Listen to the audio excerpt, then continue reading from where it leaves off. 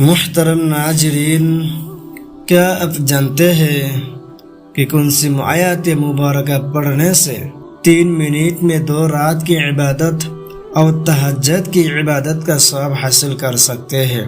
اگر نہیں جانتے ہیں تو اس ویڈیو کو آخر تک ضرور دیکھیں۔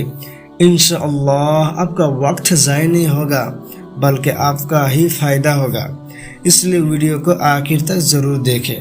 اللہ تعالی نے سورہ بقرہ کے آخری 2 آیات جنت کے خزانوں میں سے اتاری ہے، جنہیں کائنات کے پیدا کرنے سے 2000 سال پہلے حضرت رحمان نے خود اپنے مبارک ہاتھوں سے لکھا۔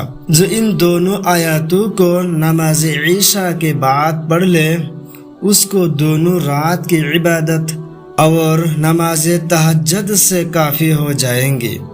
حضرت عمر فاروق رضی اللہ تعالی عنہ نے فرمایا، میں نہیں سمجھتا کہ کوئی عقل مند اس کو پڑھے بغیر سو سکتا ہے۔ سورہ بقرہ کی آخری 2 آیات یہ ہے: اعوذ باللہ من الشیطان الرجیم، بسم اللہ الرحمن الرحیم، آمن الرسول بما انزل الیہ من ربہ والمؤمنون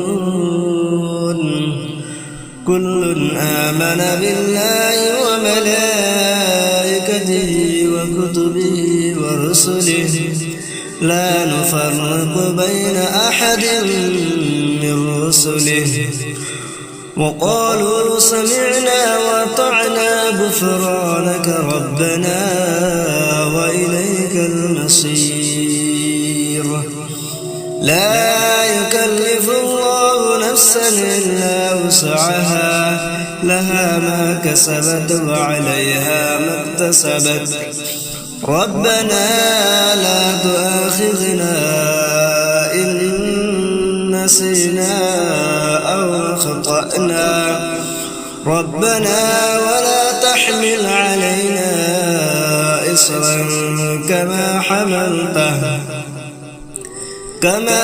حملته على الذين من قبلنا ربنا ولا تحملنا ما لا طاقة لنا به واعف عنا